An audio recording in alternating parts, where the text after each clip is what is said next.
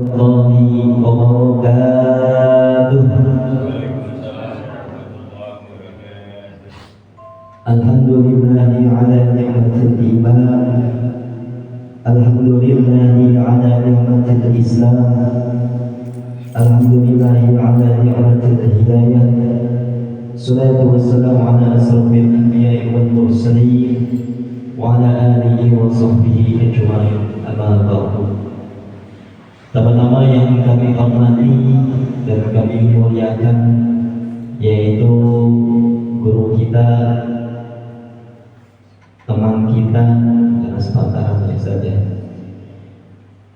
Akhirul Kiram Al-Ustaz Indah Sofyan SPDI. Alhamdulillah beliau telah berada di samping kanan saya. Yang kita kenal namanya Pak Guru Yanto. Beliau sudah berada di samping kanan saya dan keadaan sehat walafiat. Kita doakan mudah-mudahan beliau selalu Allah berikan kemudahan rezeki, Allah berikan kemudahan urusan, dan juga Allah menjadikan ilmu yang beliau berikan kepada kita semua menjadi wasilah bahwasanya di yaumil akhir nanti, di yaumil hisab nanti, menjadi pemberat timbang amal kebaikan bagi beliau beserta keluarganya. Yang kami hormati pula Ketua DKM Mushola Al-Musyafa Allah, yaitu Bapak Haji Budin Ali Sucipto, yang saat ini mungkin berhalangan hadir, tapi kita doakan mudah-mudahan beliau selalu Allah berikan kesehatan dan juga Allah berikan kemudahan dan untuk terus melaksanakan ketaatan kepada Allah Subhanahu wa Ta'ala. Yang kami hormati pula para pengurus Mushola Al-Musyafa Allah, bapak-bapak, ibu-ibu yang hadir pada kesempatan pagi hari ini. Mudah-mudahan kita semua selalu berada dalam ridhonya Allah Subhanahu wa Ta'ala. Amin ya Allah ya Rabbal alamin.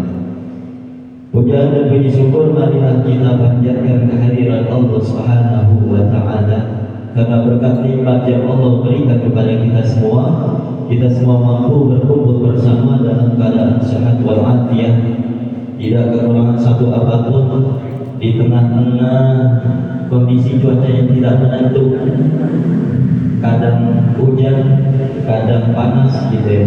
Dan ini semua berpengaruh kepada kesehatan kita semua. Tapi alhamdulillah Allah Subhanahu wa Ta'ala masih memberikan kesehatan, nikmat sehat kepada kita semua, sehingga kita semua mampu untuk berkumpul bersama menjalankan kewajiban kita, yaitu menjalankan ibadah salat fardu subuh, yang insyaallah dilanjutkan dengan ta'lim wa ta'lim pada kesempatan pagi hari ini. Salawat teriring dengan salam semoga terlimpah dan tercurahkan kepada junjungan alam, yaitu kepada baginda Nabiyana wa Habibana wa Maulana Muhammadin sallallahu alaihi wasallam. Allahumma shalli wa sallim wa barik alaihi. Dan mudah-mudahan terlimpah dan tercurah pula kepada keluarga beliau, para sahabat beliau, para tabi'in, tabi'at tabi'in. Mudah-mudahan sampai juga kepada kita semua selaku umatnya yang selalu istiqomah menjalankan sunnah-sunnah. Amin ya Allah ya Rabbal alamin. Baik, para jemaah sekalian, alhamdulillah ini sudah pertemuan yang ketiga insyaallah saja, menandakan Ramadan akan meninggalkan kita sebentar lagi. Oleh karena itu ini sebagai pengingat untuk kita selalu meningkatkan ketakwaan kita, selalu meningkatkan ibadah kita kepada Allah Subhanahu wa Ta'ala. Terlebih lagi di bulan suci Ramadan, pahalanya dilipat gandakan 10 kali lipat, bahkan sampai 100 kali lipat. Oleh karena itu di akhir Ramadan jangan kita malah makin kendor untuk beribadah kepada Allah Subhanahu wa Ta'ala. Tapi di akhir Ramadan, kalau dalam sebuah riwayat bahwasanya Rasulullah SAW mengencangkan ikat pinggangnya gitu saja, dalam artian beliau fokus untuk beribadah kepada Allah Subhanahu wa Ta'ala, bukan yang malah asik berbelanja, asik dan segala macam yang meninggalkan kewajiban kepada Allah Subhanahu wa Ta'ala. Ya, sekali lagi ini sebagai pengingat kita bahwasanya Ramadan sedikit lagi meninggalkan kita. Para jemaah sekalian, di pekan ketiga ini insyaallah nanti kita akan membahas masih dengan kitab yang sama. Yang 2 pekan kemarin kita telah membahas panggilan dari alam kubur, judulnya panggilan dari alam kubur. Ada 5 panggilan, ya Ustaz ya, sudah kita tuntaskan 5 panggilan tersebut. Insyaallah nanti di pembahasan kali ini ada yang baru lagi yang Ustaz akan sampaikan kepada kita semua. Mudah-mudahan dapat menjadi tambahan ilmu bagi kita semua dan memberikan keberkahan untuk kita semua. Tanpa memperpanjang kalam lagi, langsung saja kita serahkan kepada guru kita, Akhina Kiram Ustaz Muhammad Sofyan. Pada beliau karena waktu dan tempat kami persilahkan untuk memimpin tolabul ini pada kesempatan pagi hari ini. Sallu ala Muhammad.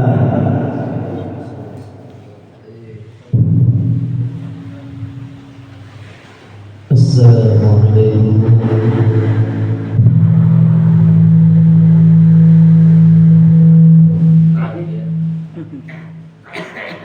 Ini sound korek kan?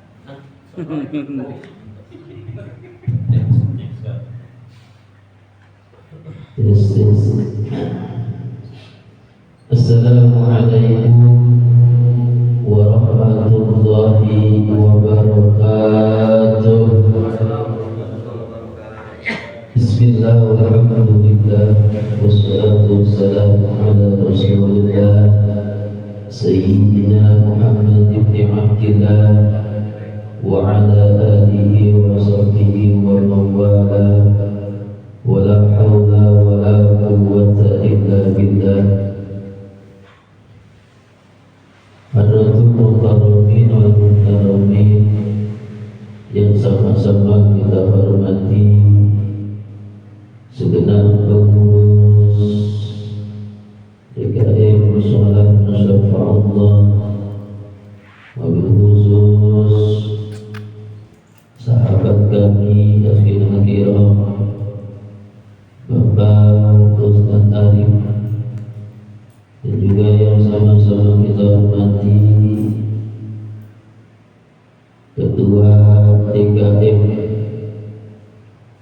Bapak Haji Udin Adi Sucipto dan seluruh para pengurus yang lainnya, dan juga yang sama-sama kita hormati para jamaah yang hadir pada kesempatan kali ini.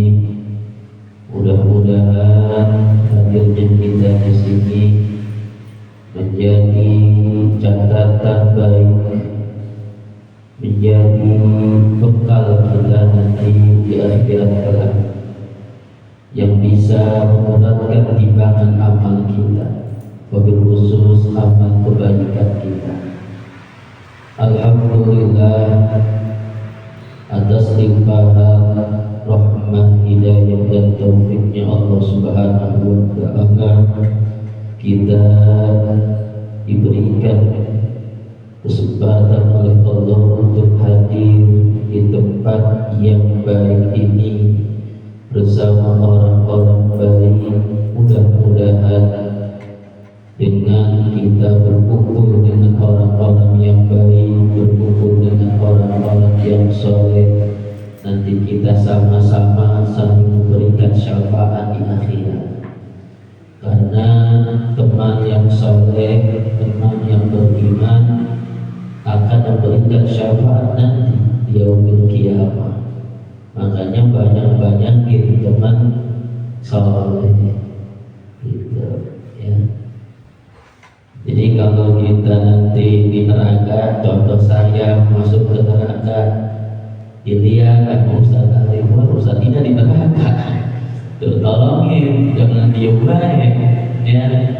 Iya, tolongin. Atau siapapun nanti yang masuk ke neraka, kita masuk surga, ingat sama teman ketika kita duduk bareng di majelis taklim ini. Oh, ini teman saya ya Allah, tolongin ya Allah, angkat dari neraka, bareng-bareng masuk ke surga bareng saya gitu ya. Makanya luar biasa punya punya teman soleh itu luar biasa, punya akhirat manfaatnya. Kemudian salawat dan salam semoga Allah menyampaikannya kepada junjungan kita, kepada Nabi kita Nabi Muhammad sallallahu alaihi wasallam, Ustaz para pengikutnya hingga kita yang mudah-mudahan diakui oleh Rasulullah sebagai umatnya yang nanti mendapatkan syafaat dari beliau. Amin ya rabbal alamin. Para jamaah yang sama-sama dimuliakan oleh Allah Subhanahu wa taala, dua pekan kemarin kita sudah membahas 5 panggilan kuburan, dan sekarang kita akan membahas pembahasan yang sangat jauh, ya, karena loncat di tengah-tengah pernah saya bahas tahun yang lalu. Tidak apa-apa ya, karena kalau tidak loncat ini nanti kita akan bahas kembali. Tapi mudah-mudahan setelah ini dan pekan besok selesai, ya, bukan selesai khatam semuanya, tidak, karena pemateri ini tahu materinya bagaimana ini dipilah supaya gampang disampaikannya, karena memang ada beberapa pembahasan yang begitu mendalam, khawatir tidak sampai memahami itu, begitu memang ada. Jadi tidak semua kami bahas di dalam kitab ini, tapi mudah-mudahan secara singkat ini bisa tersampaikan mewakili daripada isi kitab ini, yaitu kitab Daqaiqul Akhbar. Baik, kita mulai kajian pada kesempatan kali ini. Bismillahirrahmanirrahim. Qala Nabi alaihi salam, telah bersabda Nabi sallallahu alaihi wasallam, Inna Allah ta'ala khalaqa 'ala an-nari isra. Sesungguhnya Allah Subhanahu wa ta'ala telah menciptakan atas neraka ini isra, sebuah jembatan, ya, sebuah jembatan, wa huwa siratu, dan jembatan ini disebut dengan as-sirat. As-sirat ala matni jahannam. Sirat ini letaknya itu di atas punggung neraka jahannam. Murhidatun musriqatun. Sirat ini tempatnya licin dan juga menggelincirkan orang-orang nanti. Kita nanti di depan kita akan bahas. Alaihi sabu qanatira. Kemudian sirat ini punya 7 pos. Jadi jembatan itu, as-sirat ini punya 7 pos. Kullu qantaratin minha masiratu 3,000 sanatin. Setiap pos daripadanya masiratu 3,000 sanatin. Jarak tempuhnya itu 3.000 tahun. Jadi pos ke pos yang lainnya, ya, itu jarak tempuhnya itu 3.000 tahun kalau kita mengadakan perjalanan tuh. 3.000 tahun. Satu hari di akhirat sama dengan 1.000 tahun di dunia, apalagi 3.000 tahun. Masya Allah, tuh perjalanan as-sirat dari pos ke pos lainnya, bukan 7 pos. Kalau 7 kali 3.000 berapa tuh? Tuh 21.000 tahun kita mengadakan perjalanan di jembatan sirat, ya. Albun minha su'ud wa albun minha istiwa'un wa albun minha hubud. Jadi sirat ini jalannya itu bukan lurus seperti jalan tol, Bapak Ibu. Yang pertama adalah alfun minha su'udun, 1000 tahun, jarak tempuh 1000 tahun itu jalannya naik, najat. Wa alfun minha istiwa'un, dan 1000 tahun lagi jalan datar, dan 1000 tahun lagi yang terakhir itu turunan. Jadi gak lurus.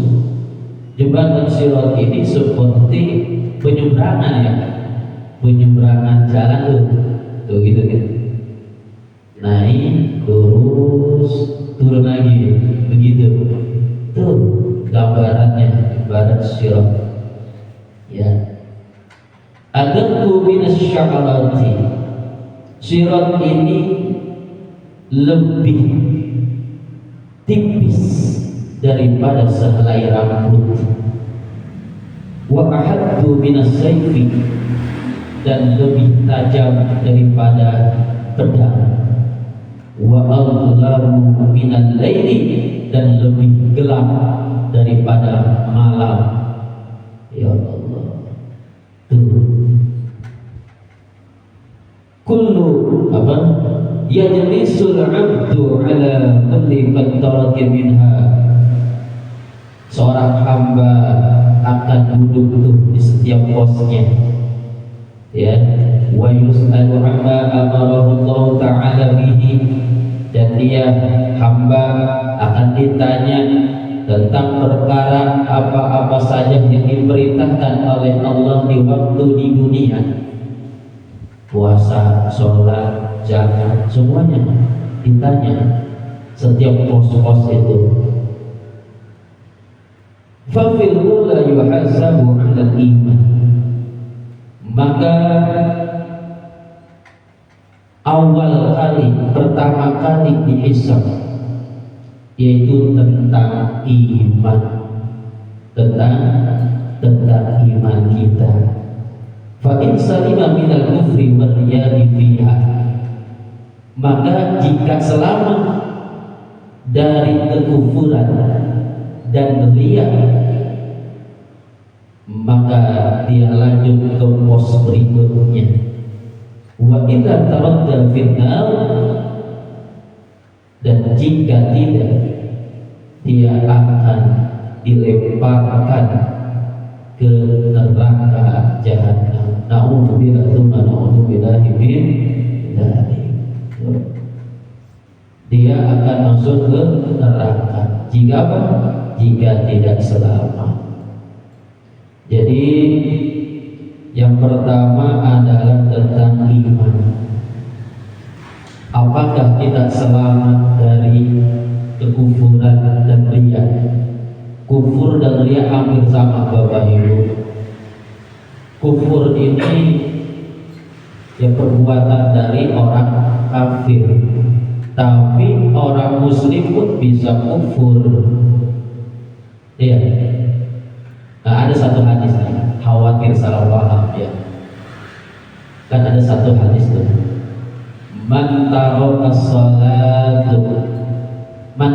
salata muta'ammidan faqad kafara jiharan. Siapa saja yang meninggalkan salat muta'ammidan, dengan sengaja, faqad kafara jiharan, maka sungguh dia telah kafir secara tegas. Tuh kira-kira kalau orang gak sholat dianggap kafir, bener gak? Misalkan capek habis kerja, habis mancur, duh males gak mau sholat, gak mau sholat, capek, males, gak sholat, apakah itu dianggap kafir? Ya, ini jangan sampai salah paham ya.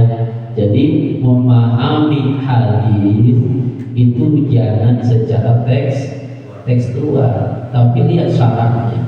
Karena ada syarat hadis, pembahasan pembahasan penjelasan hadis.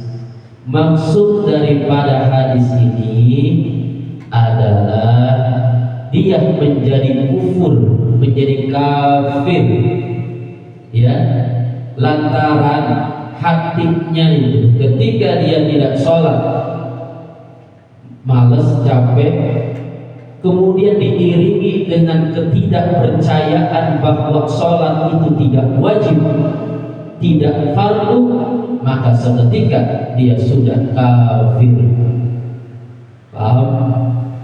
Tapi kalau cuma malas doang, capek doang, nggak sholat, tapi dia tahu, paham, yakin bahwa sholat itu wajib, dan itu tidak termasuk kafir, tetapi dosa besar. Paham sampai sini? Jadi tergantung hatinya. Kalau hatinya dia merasa meyakini bahwa sholat itu tidak wajib, maka seketika itu juga dia sudah kafir. Tapi karena cuma malas doang, karena capek doang, itu tidak disebut kafir, hanya dosa saja, hanya dosa besar. Gitu. Paham ya? Dan itu bisa kufur. Maka jangan nyebut kafir di dalam kitab Sulamut Taufik. Orang yang nyebut sembarangan kafir nanti kembali lagi ke dia. Itu hati-hati. Syahadat aja nanti. Gitu. Ya. Kemudian ria itu hampir sama. Makanya disebut syirik kecil. Ya, asyirku shagir, syirik kecil. Jadi hampir sama, tapi kalau ria itu tersembunyi di dalam hati. Misalkan sholatnya pengen dilihat sama orang, pengen dipuji sama orang, gitu. Tapi kita ketika kita melihat ada orang yang sedekah, infak, memberikan sumbangan kepada orang lain, kemudian diviralkan di media sosial, jangan ujuk-ujuk suujon sama orang itu ria, jangan. Bisa saja hatinya itu untuk syiar, untuk motivasi supaya orang lain sama-sama ikut membantu. Jadi ini permainan hati. Jangan sekali-kali kita menjas bahwa orang itu salah. Begitu. Enak kalau udah begitu, ya. Gitu. Jadi urusan hati mah udah, kita mau husnuzon aja. Mudah-mudahan ya husnuzon aja udah. Dia sumbangan diviralkan gitu kan. Ya mudah-mudahan dia buat motivasi orang lain aja. Begitu. Gitu ya. Gitu. Jadi kalau punya ini hampir sama seperti kita syirik menduakan Allah. Jadi bukan lillahi ta'ala, bukan karena Allah, tetapi karena yang lain, li ghairillah, bukan karena Allah, tapi karena selain dari Allah. Kemudian yang kedua, yus'alu 'anis shalah, ditanya tentang sholat. Dan kita tahu sholatnya ditanya pertama kali ya, tapi di sini kedua. Awwalu ma yuhasabu bil abdi yaumil qiyamah as-shalah. Ya kan, awal pertama kali dihisab apa? Ya, pertama kali dihisab adalah sholat. Ya. Tapi di sini yang kedua. Kalau tadi pertama, kenapa? Karena ini urusan iman, hati, percuma sholat. Tapi kalau hatinya tadi ria, begitu maksudnya, dia akan lolos sholat itu kalau lolos dari sifat ria. Secara kalau sholat kan ibadah zohir, ibadah kelihatan. Kalau urusan iman kan urusan hati kita, ya. Kita nggak bisa melihat dia beriman atau tidak, tapi kita bisa lihat dia beriman karena dia sholat kan begitu. Gitu. Jadi mungkin pertama kali dihisab oleh Allah di hari kiamat adalah sholat adalah amalan zahir sholat. Ya, sholatnya apakah 5 waktu atau 7 waktu atau 3 waktu? Ya, bid'ah kalau di waktu, bid'ah dolalah. Jadi kalau sholatnya 5 waktu aman, sholatnya 3 waktu, nah, ya, karena kalau sholatnya bagus maka bagus seluruh amalnya, dan kalau kurang bagus, buruk sholatnya, maka buruk pula seluruh amal. Gitu. Apakah percuma orang yang beribadah selain puasa kalau tanpa sholat? Tidak, tetap diberikan pahala, tetapi tidak mendapatkan kunci daripada surganya Allah Subhanahu wa Ta'ala. Karena salah satu kunci surga adalah sholat. Kalau sholatnya enggak pernah, udah tuh dikasih fasilitas sama Allah, sedekah ada di surga, puasa udah ada, ya kan? Wa ada ajzibihi, kan Allah balas dengan diriku, Allah yang balas langsung puasa. Mungkin Allah gambarkan luar biasa di surga, zakat Allah siapkan di surga, tapi nggak masuk. Kira-kira saya nggak dirugikan? Rugi kalau kita nggak sholat itu. Ya, makanya sholat 5 waktu sehari semalam.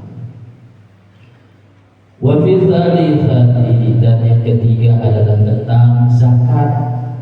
Kemarin sudah bahas, bagi siapa yang tidak zakat maka hartanya akan berubah menjadi ular sujaul aqra. Ya. Itu nanti akan membinasakan orang yang tidak pernah zakat. Kemudian wafir rabi'ati, yang keempat akan ditanya itu tentang saum, tentang saum puasa Ramadan yang belum dibayar dikodok. Puasa Ramadan jangan sampai punya utang, ya. Wa fil khamisati, dan yang kelima akan ditanya anil haji wal umrati, tentang haji dan umrohnya. Apakah hajinya mabrur atau mardud, diterima atau ditolak. Ada satu kitab, kalau ciri hajinya diterima itu tambah ketaatannya, ya. Sebelum haji susah diajak berjamaah, ketika haji, pas pulang haji rajin berjamaah, rajin ke majelis taklim. Tuh, itu ciri hajinya mabrur, hajinya diterima sama Allah. Begitu, ya. Bertambah ketaatannya setelah pulang haji, itu ciri diterima. Kemudian wa bisani, pertanyaan yang keenam, adil wudu'i, tentang wuduknya sempurna atau tidak. Hati-hati wuduk ketika siku-siku, jangan sampai di bawah siku-siku, karena ini termasuk rukun daripada wudhu. Kebanyakan saya mengajar siswa murid, ya, di sekolah itu kebanyakan kalau wudhu itu sampai sini, ya, di bawah siku-siku. Kalau saya lihat, saya tegur itu langsung, ulangi lagi, gitu, yang benar, ulang lagi, benar, tapi itu benar itu, mungkin ya begitu. Akhir sekarang kali ya Allah. Terus buka begini, buka nih, gini dulu, ini nggak dimasuk, ya Allah, ya. Makanya luar biasa perjuangan seorang guru, ya, ketika melihat murid-muridnya seperti itu, ya Allah, cuma bukan 1, 2, 3 ya, berapa puluhan murid yang harus dibenerin gitu. Yang wudhu. Kemudian juga wa ghusli minal janabati, wal ghusli minal janabati, tentang mandi junub. Nah, apakah benar mandi junubnya, mandi janabahnya? Iya, itu apalagi sudah berumah tangga nih, hati-hati. Jadi ada 2 rukun mandi janabah. Yang pertama niat, yang kedua apa? Mengairi air dari ujung rambut sampai ujung kaki, semuanya dibasahin, jangan sampai ada yang kering. Begitulah gampangnya ya, cuma dua sabun, sampo, itu maksudnya enggak pakai sabun juga enggak apa-apa, sah. Tapi kan masa kan tidak pakai sabun, iya bau, iya bau amis, lagi habis mancul, habis gawe ya, mencari ikan, habis mancing, enggak pakai sabun, aduh baunya. Kemudian wa bisa bi'ati 'anil walidaini wasilatir rahimi wal maghdadimi. Nah, terakhir nih. Pertanyaan yang ke-7 adalah tentang berbakti sama orang tua dan silaturahmi, dan juga apa? Awal maghdadimi itu kezaliman, artinya orang yang mungkin dalam urusan kita dengan teman, atau kalau di dulunya pernah ribut, pernah kita berbuat zalim sama orang, itu nanti ditanya di pos 7. Iya. Yang pertama tadi pos 7 tentang berbakti sama orang tua. Pentingnya kita berbakti sama orang tua. Kalau kita berbakti sama orang tua, Rasulullah menjanjikan kepada kita akan mendapatkan pintu surga yang tengah, ya, al-walidu awsatu abwabil jannah. Orang tua itu pintu surganya itu di tengah-tengah, paling tengah, ya. Fa'ati dzalikal baba au infatu. Apakah kalian ingin melantarkan atau menjaganya?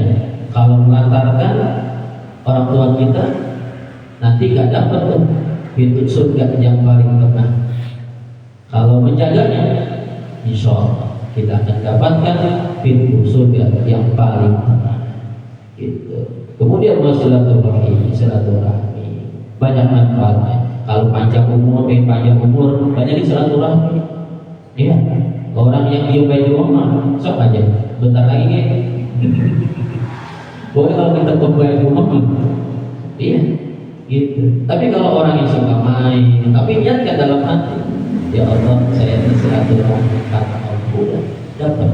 Satu, kita dapat rezeki yang luas. Yang kedua adalah akan dipanjangkan umurnya. Ada 2, dipanjangkan umurnya secara sebenarnya atau mendapatkan keberkahan daripada umur kita. Kita dalam umur kita selalu taat sama Allah dan Rasulnya, itu maksudnya daripada keberkahan. Wal maghdadimi, dan kezaliman, artinya kita berbuat zalim sama orang, itu nanti ditanya. Ya, ditanya. Makanya minta maaf dulu, minta maaf. Kalau nggak sempat minta maaf, sempat teman-teman ya disampaikan caranya ya, kiriminlah ya Al-Fatihah, surah-surah. Kalau suka ngegibah itu pernah diajarin, gampang. Pernah kita gibah nih, gibah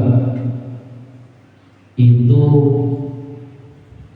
satu, baca surah Al-Ikhlas 1 kali, Al-Falaq 1 kali, Anas 1 kali, kirimkan kepada yang kita gibahin.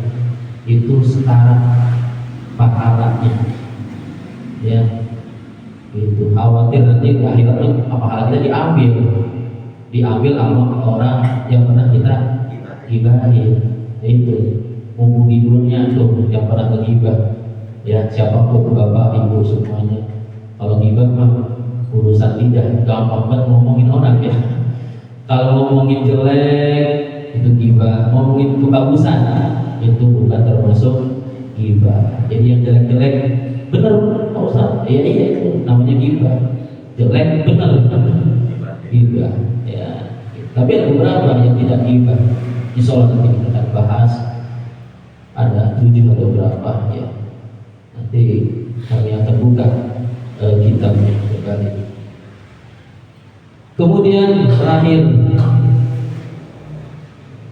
qala Wahb, berkata Syekh Wahab, innahu alaihi salam, bahwasanya Nabi sallallahu alaihi wasallam yad'u, selalu berdoa, ya Rabbi salim ummati, selamatkan umatku ya Allah, selamatkan umatku. Allahumma shalli wa sallim wa barik. Betapa sayangnya, cintanya Rasulullah kepada umatnya. Di akhirat didoain sama Rasulullah. Mudah-mudahan ada manfaatnya. Wallahu a'lam bishawab. Alhamdulillah. Baik, sebelumnya saya menyampaikan permohonan maaf dari Ketua DKM. Tadi baru WA beliau masih tertahan di pasar, tadi hujan deras. Beliau WA masih tertahan di pasar, makanya belum bisa ikut untuk taklim. Baik, para jemaah sekalian, silakan apabila ada yang ingin ditanyakan terkait dengan pembahasan pada kesempatan kali ini ataupun dari hal-hal di luar pembahasan pagi hari ini, silakan. Yang ada yang mau ditanyakan, silakan. Kurang jelas. Kalau kurang jelas dijelasin itu saja. Kalau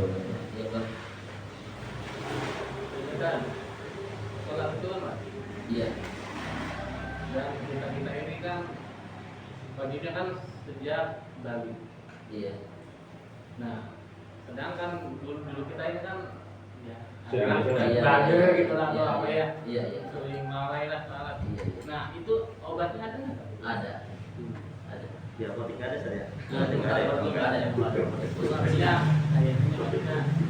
Jadi, maksudnya dia boleh terkena itu. Luar biasa. Luar biasa, pertanyaan yang tak terduga dari jamaah, luar biasa.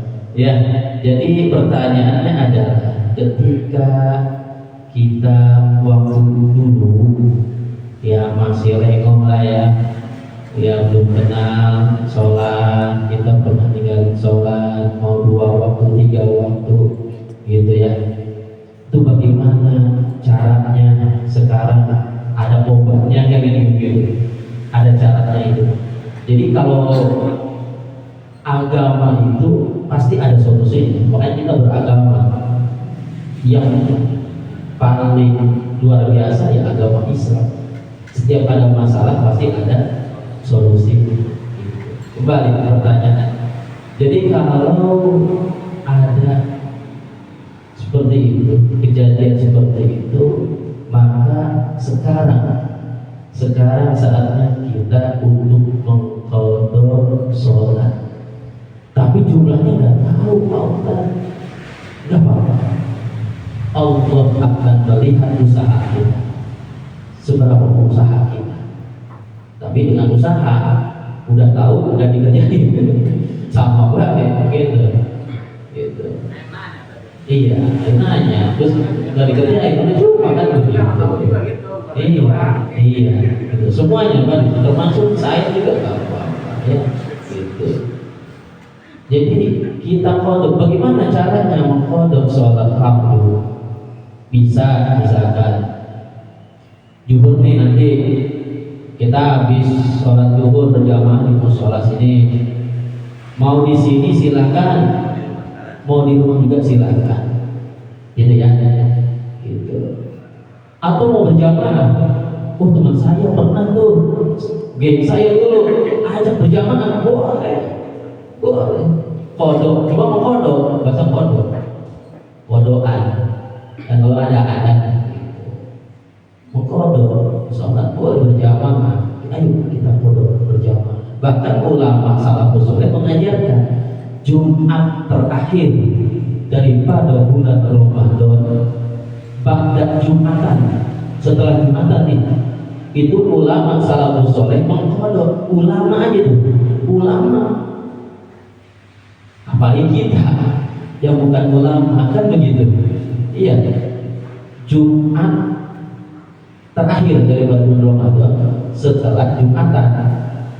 Jumatan nih, kalau aja sholat zuhur, asar, maghrib, isya, subuh di satu waktu boleh. Kenapa? Karena ini taubat.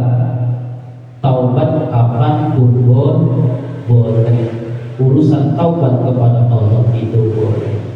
Khawatir nanti ketika kita sholatnya kurang akan dipertanyakan nanti di akhirat. Tapi kalau kita sudah berusaha dengan semaksimal mungkin, itu insya Allah Allah akan menerima dan mengampuni dosa-dosa kita yang lalu. Kan begitu, itu enak. Satu waktu doang teh.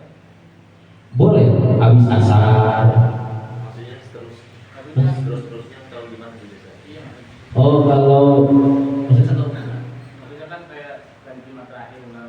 oh enggak harus. Maksudnya satu waktu itu doang atau boleh berkali-kali gitu pas pada Jumat tadi San. Misalkan Iya, zuhurnya menurut saya. berkali-kali gitu. Sholatnya berkali-kali zuhur saya sholat zuhur lagi gitu maksudnya. Kalau kuat mah. Tapi kalau lebih bagus tadi dari ulama salafus saleh mengajarkan tadi lima waktu langsung zuhur, asar, maghrib, isya, subuh. Kalau duluan nggak apa-apa, silahkan kalau kuatnya zuhur. Misalkan habis Jumatan atau sekarang nih nanti di waktu duha mau bodoh sholat apa? Subuh. ya, maksudnya satu waktu doang, maksudnya nggak diulang-ulang lagi nanti. Kemudian harinya doang Iya. sholat aja. Iya. Iya. Maksudnya sekali itu doang kan? Ya kalau hutan bodoh boleh, mau diulang-ulang monggo. Misalkan mau juhur ya, juhur ya, juhur. Terus lagi besar. Assalamualaikum. Juhur lagi. Iya gitu. Monggo. Ya, maksudnya ini Iya. perseringan ringannya gitu. Oh iya. Misalkan begini ya, misalkan begini, mohon maaf. Juhur banyak juhur, Iya. ya sholat. Ya udah juhur aja. Sampai nanti jam berapa kali? Juhur lagi, jam berapa? Karena urusan taubat mah, iya, nggak perlu sampai asar. Iya, sampai asar. Ya kira permasalahannya dikerjain apa enggak? Insya Allah ya Itu permasalahannya kan kita Iya. seringan-ringan ya. Iya. Kalau ada. Yang paling ringan tadi juhur, habis juhur nih berjamaah di musola. Kita langsung sholat kodok juhur di rumah atau di musola. Nanti asar berjamaah lagi di sini. Kita langsung kodok lagi asar. Maghrib kodok lagi maghrib. Satu waktu satu kodok. Begitu.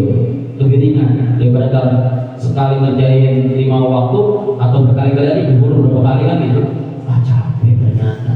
Jadi nanti akhirnya berhenti untuk melaksanakan kodok sholat begitu. Tapi lebih enak sedikit tapi dilaksanakan secara kontinu berkelanjutan terus menerus begitu. Ya, namanya taubat mah iya terserah. Iya nanti yang penting kita sudah berusaha gitu. Izin satu bet. Boleh. Bismillahirrahmanirrahim. Umumnya manusia adalah pendosa dan dosanya berbeda-beda. Pertanyaannya, apakah seorang pendosa doanya bisa diterima dan dikabul ketika dia mendoakan orang tua mengucapkan Allahumma firli wali walidayya warhamhuma kama rabbayani shaghira. Apakah itu diterima? Gimana tidak? Biasa. Pertanyaan luar biasa lagi ya. Masya Allah. Daripada jamaah senang saya kalau banyak yang nanya. Kalau banyak yang nanya artinya hasanah keilmuan ini bertambah juga. Begitu. Iya. Alhamdulillah. Baik. ketika ada seseorang berdosa ingin mendoakan orang tua kita, apakah doanya diterima oleh Allah? Doa diterimanya oleh Allah Subhanahu wa Ta'ala ketika kita ada dosa itu bukan syarat diterima atau ditolaknya. Ya, syarat kita diterima doa itu ketika hati kita khusyuk. Tapi kalau kita hati kita main-main, sibuk doa, ingat apa tuh? Ingat apa ya? Pokoknya urusan gak fokus lah gitu, main HP gitu, main HP sambil doa, amin amin, itu enggak termasuk syarat diterima doa satu usul. Tapi kalau kita banyak dosa atau bahkan dosanya berat besar, itu bukan menjadi syarat diterima atau ditolaknya doa. Apalagi yang kita doakan adalah orang tua kita. Ya, Allahumma firli wali walidayya warhamhuma kama rabbayani shaghira. Bahkan ada ulama yang mengatakan jika seorang anak yang sengaja meninggalkan doa ini, Allahumma firli wali walidayya dan seterusnya, di tempat 5 waktu ba'da sholat fardu nih, habis sholat fardu yang meninggalkan dengan sengaja doa ini, maka dia dicatat orang atau anak yang durhaka. Makanya jadi salah satu keharusan kita berdoa untuk orang tua kita. Allahumma firli wali walidayya, begitu singkatnya. Allahumma firli wali walidayya. Ustaz nggak tahu bahasa Arabnya, udah ya Allah ampun dosaku dan orang tuaku, udah beres. Doa mah gampang, pakai bahasa yang dimengerti. Ya, yang penting tadi khusyuk hati kita kepada Allah, tidak ada pikiran yang lain, tidak ada urusan lain, kita fokus sama Allah. Begitu ya, itu. Jadi tidak ada syarat ketika orang yang berdosa ditolak doanya. Gitu. Insya Allah Allah terima segala doa kita kalau kita khusyuk apa yang kita doakan. Begitu. Allahu a'lam bishawab. Baik, ada lagi? Di rumah. Insyaallah. Ya, boleh bertanya. Ya, boleh. Ini melanjutkan pertanyaan Mang Sandra. Boleh. Ini tentang kodok.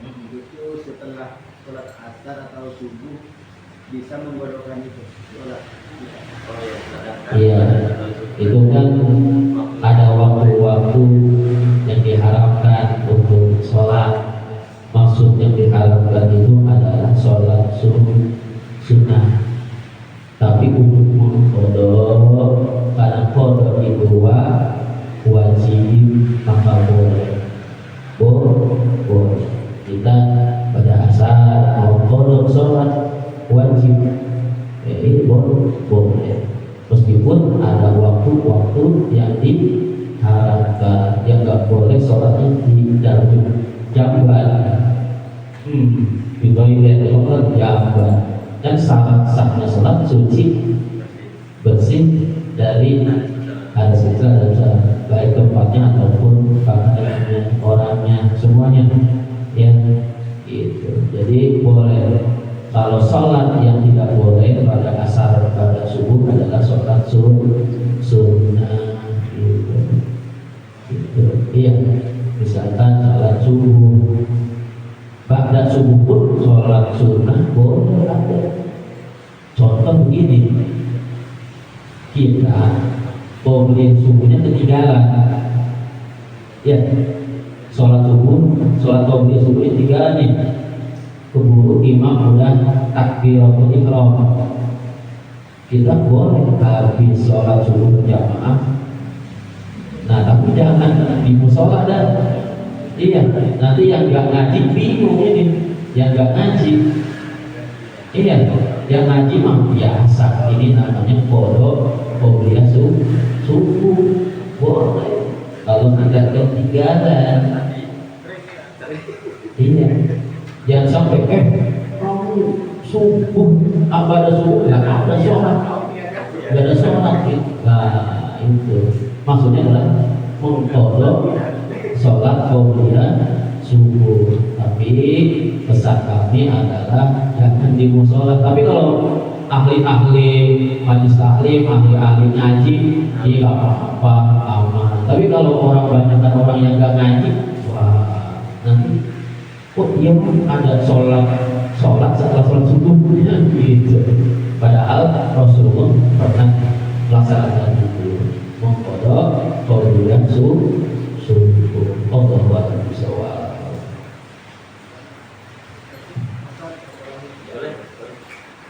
Untuk masalah ini untuk masalah sholat ya, katanya kalau nggak sholat kan dosa besar. Ya. Terus untuk Jumat katanya yang 3 kali berturut-turut kan kafir apa dosa besar. Untuk sholat Jumat.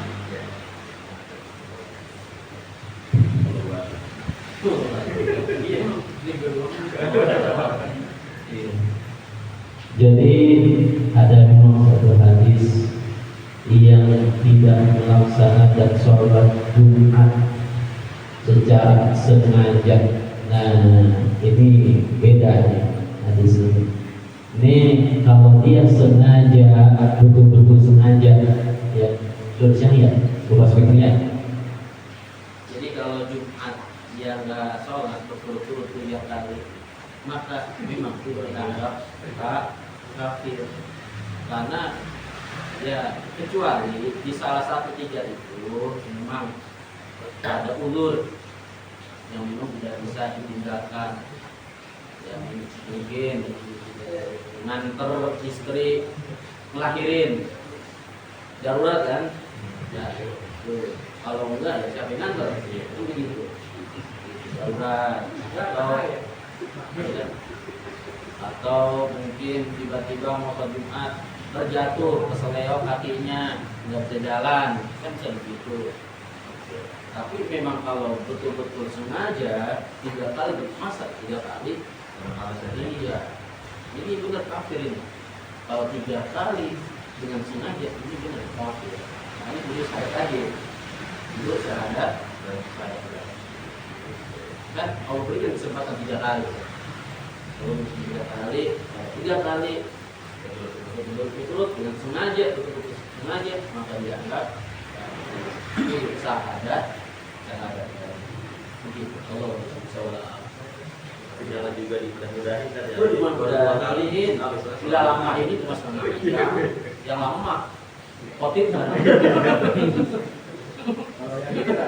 yang itu sholat, nah apa? yang itu sholat, Iya, tidak memberikan sholat sama sekali gitu. beda tadi. Kalau yang tadi yang bilang sholat fardu 5 waktu kan gitu ya, itu dianggap kafir kalau dalam hatinya itu dia menganggap sholat itu tidak wajib. Meskipun dia malas kan, malas udah itu. Gitu. Kamu itu sholat bilang di kodok. Apa? Berarti khutbahnya juga di kodok. Ada kemarin Kodok-kodoknya di Maureen berapa? dibayar kodok.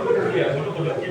Baik, Bapak sekalian, ada lagi pertanyaan yang lain yang mumpung hujan nih, Ustaz juga nggak berani pulang. Iya, kita mungkin di jalan berhenti nih. Ayo, keluarin ya pertanyaannya. Lebaran apa saya? Udah jadi paksain. Sama. Iya.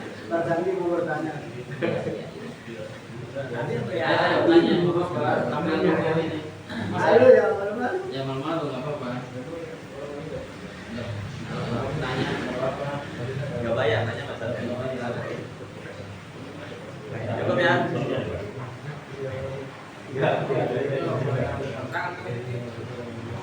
Baik, itu kalau sudah cukup, kita akhiri saja. Sudah cukup, Ustaz? Ya, oke, cukup kita akhiri saja pertemuan kita pada kesempatan kali ini. Nanti kalau ada atau ingat gitu ya, silakan aja di. Ini kan insya Allah ini pembahasan kita ini terakhir besok ya, ya kan ada Pak. Nanti memang ada ya. Jadi insya Allah tahun depan kalau masih di sini kita nanti kita apa dibahas soal ya, nanti mulai menilai jamaah request yang masukan kalau kita menurut tauhid kalau kita urusan rumah tangga apa yang mana gitu terserah itu mah jadi jamaah sama panitia tidak ya insya Allah silakan Ayo. tutup dulu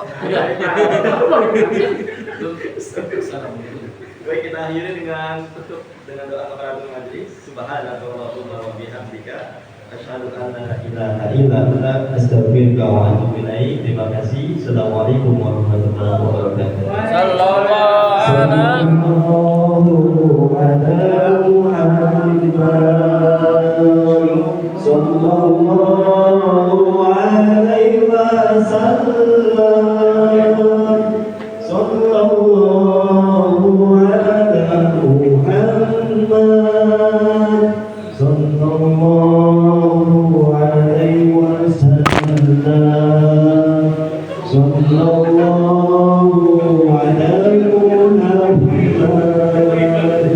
Sallallahu